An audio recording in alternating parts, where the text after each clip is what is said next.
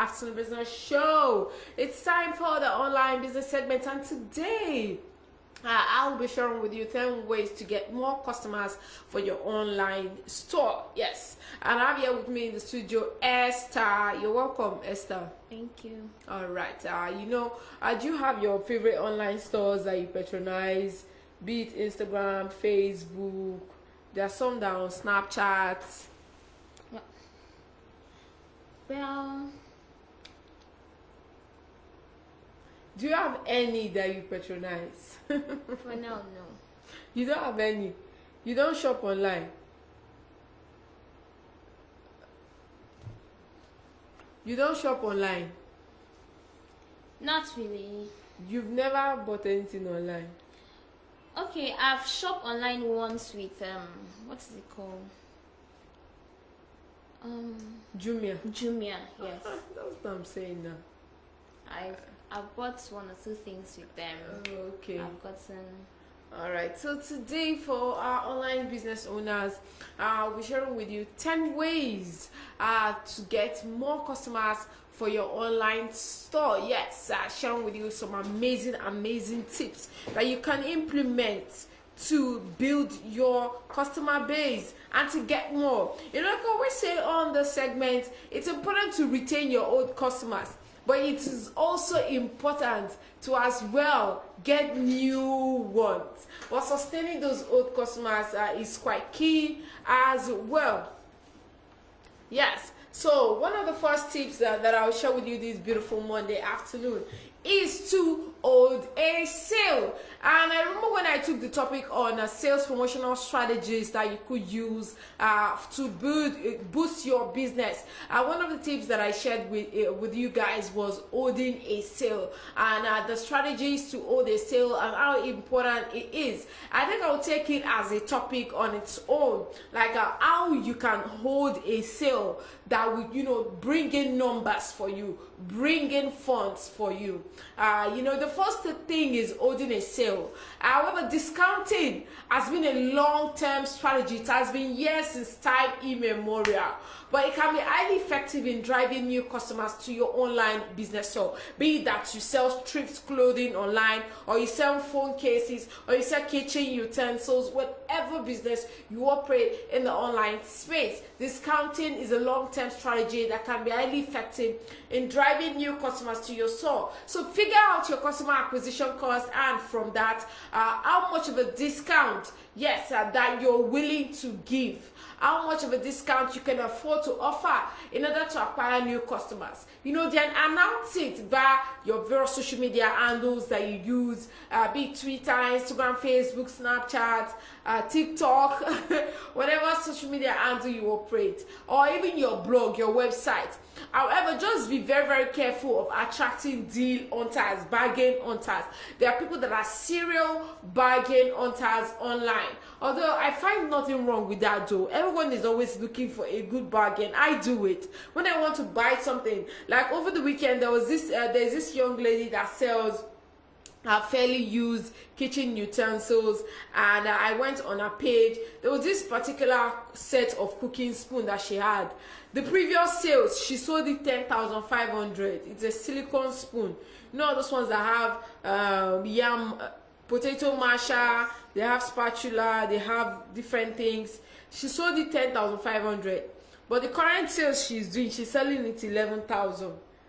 And I was looking at her like this. The last sale ended last week's Friday, and she started a new sale on Sunday. So is it within those 2 days that I don't understand?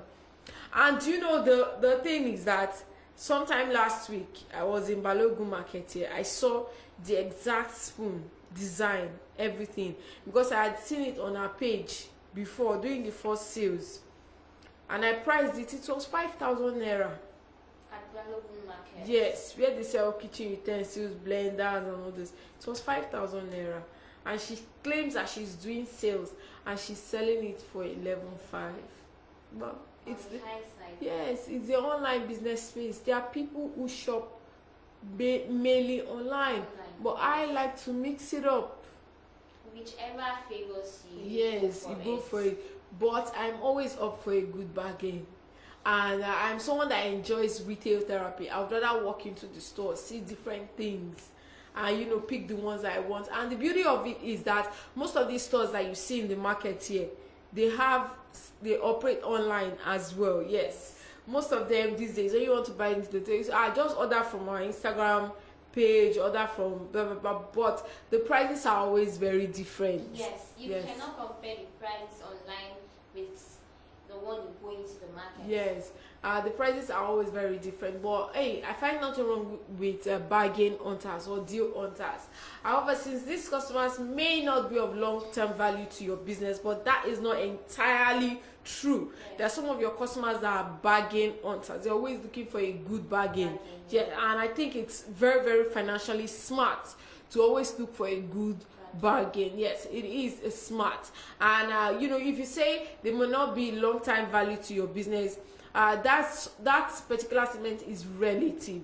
Although in some cases, some people may just be there staying dormant on your page. Even when you're selling at your regular price, they will not want to buy from you. And that's where a lot of people do not understand how businesses online operate. You see someone, I know a particular lady, every time on her page she does sales, and I say, okay, so how then does she do it? And someone told me that it's not sales, she's selling it at the amount that she really wants to sell that product, but she would always be doing sales to make it look like, oh, yes. So that's one of the strategies that some of them do, though, even though I find that very, very deceptive. Yes, it's very deceptive. And the next one, run a competition. There's so many TikTok challenges, Instagram challenges, Instagram whatever. So many brands are using competitions and challenges to gain new customers. Even the biggest FMCG brands that I know the likes of Blue Band, they do it all the time. Maybe when they're celebrating World Bread Day, they'll pick an influencer or a food blogger and ask them to create recipes, then tell their followers to go create those recipes as well, and then in turn they reward them with gifts and all that fun stuff. It gets people to buy that product. Even people that naturally wouldn't use that product, they want to get their hands on it.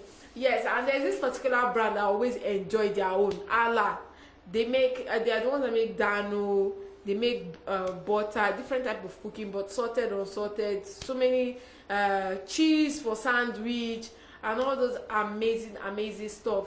They do that as well, and it's a good way to gain new customers, people that may not have tried your product, but when they see that, oh, there's something attached to it, so why not give it a try? Yes, and some people will try and they will remain your customers. Exactly. So it's a very, very strategic and smart move to take. Yes, competition can be fun.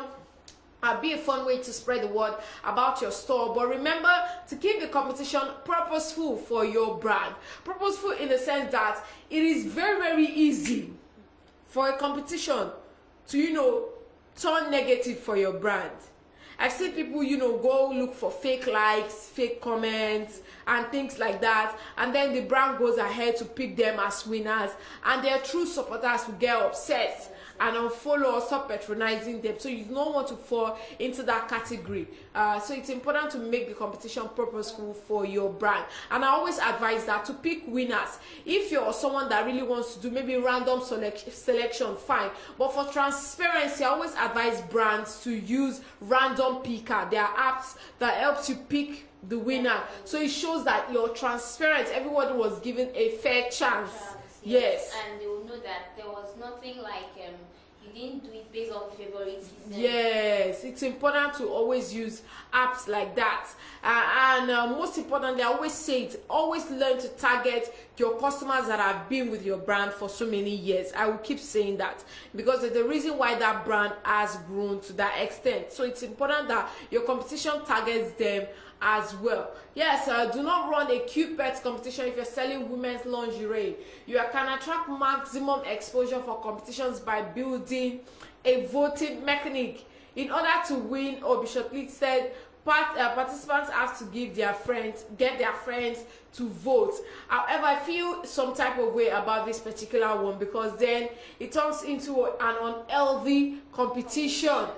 If you see some of these big competitions online and the extent to which people go to try to win, it will get you thinking that is it even worth it?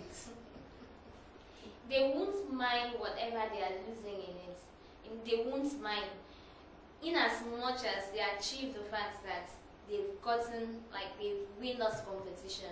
That is their aim. They are not interested in the other side of it that they are losing. There are some people that are serial giveaway hunters. They are serial giveaway hunters. Like every giveaway happening online, they are aware of it. When you go to their Instagram page, it's full of giveaway competition posters.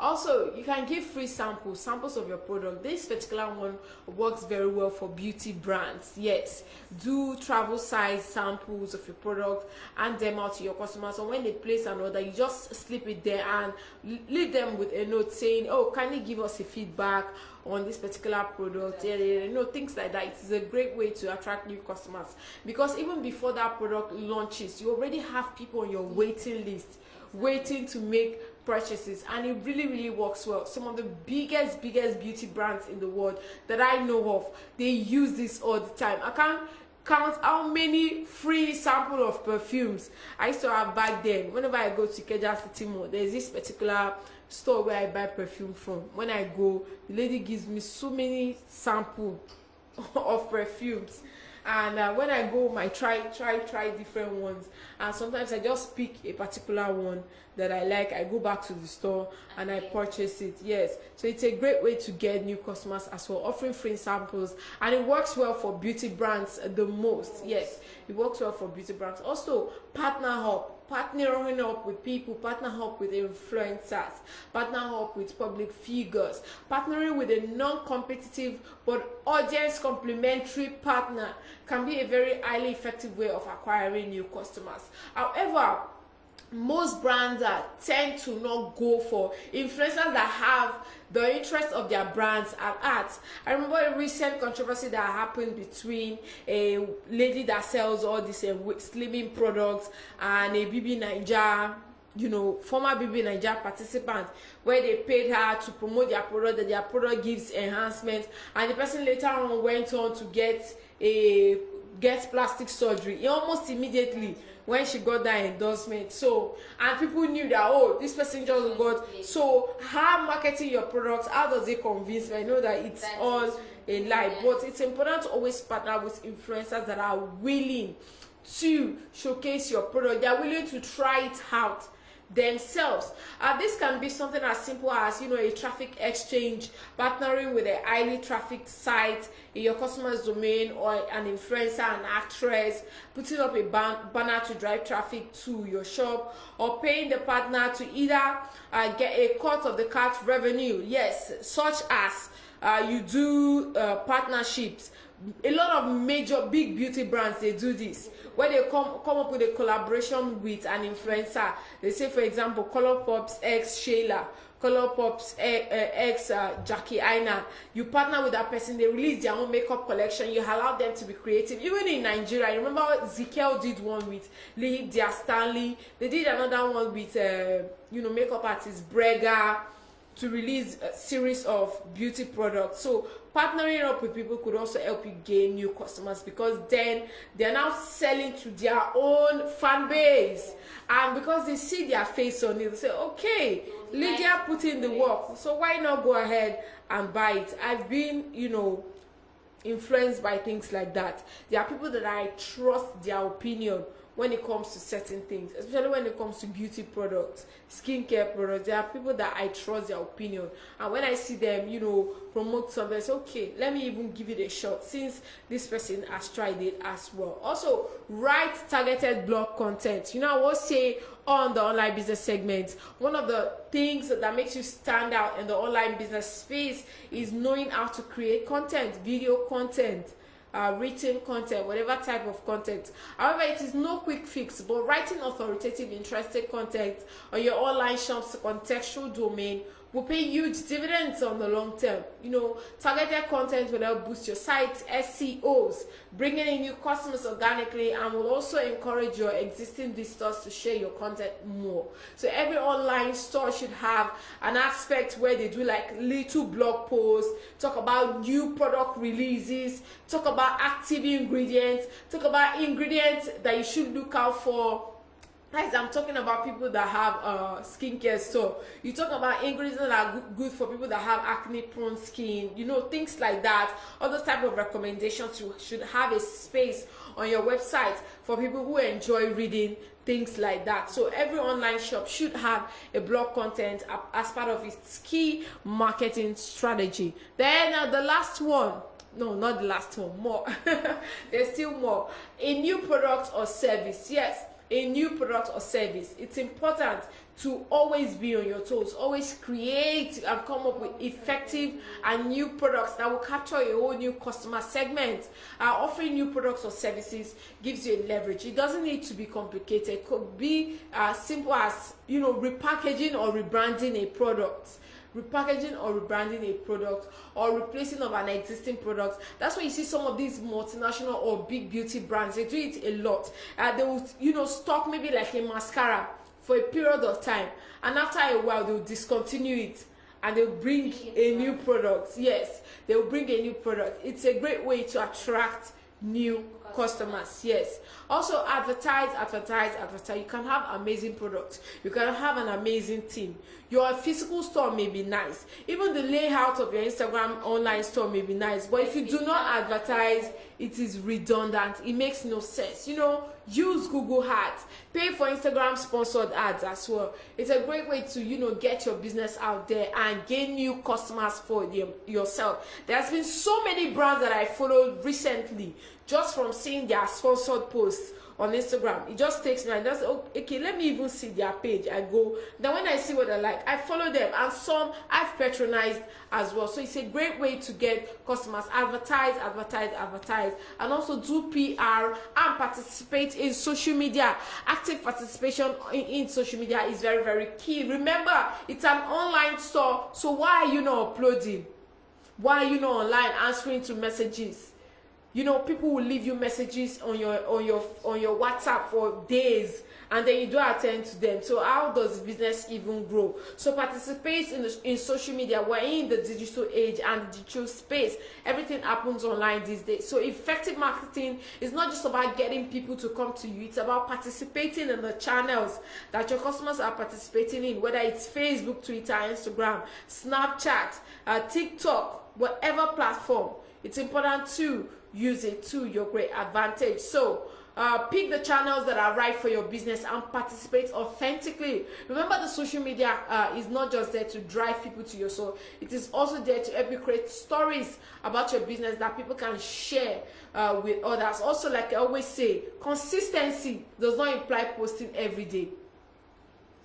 Consistency implies knowing what kind of content your viewers, your customers enjoy, and then translating that content into funds or profit for your business. That is what consistency means to me. It may mean something different to you. You can share with me via our WhatsApp line 00979100074. Also on our Facebook page, it's www.broadstreetradio.com. Also, the next tip: incentivize first purchase. Incentivize first purchase. There's this LD food store that I buy food from sometimes, and I recently saw that they introduced a new menu starting from today. And one of the incentives they give? When you order, you get free delivery from now till August 31st. Wow. So that is an amazing way to get people to want to buy that particular product. So sweeten the deal for first-time purchasers. You increase the number of conversion from visitor to customers. Some online stores offer a small discount for first-time purchases. However, the key is to make it tangible and obvious what the customer will get if they purchase right now. Tangible and obvious. Do not be deceptive. Remember, the emphasis is on tangible and obvious. Tangible in the sense that offer discounts that are reasonable. Do not say I'm offering 2% discount. No, To me, it's When unreasonable. you make it known that there is an offer, Yes. be sincere to keep to it. Yes, be Not sincere. You make it known that there is an offer, and when the payment is being done, you don't give the discount. You don't give the discount, so it is very, very wrong, and it makes you look very deceptive. Then referrals, always reward referrals, always reward referrals. And a lot of brands, even big e-commerce brands, have used referrals to grow their businesses, come up with a referral marketing program. However, this is the best and arguably the most valuable method of customer acquisition, because it is when existing customer refer a friend that you're likely to get more customers as well. Yes, and there should be a reward for referrals. There should be a reward for referrals, so it's important to include it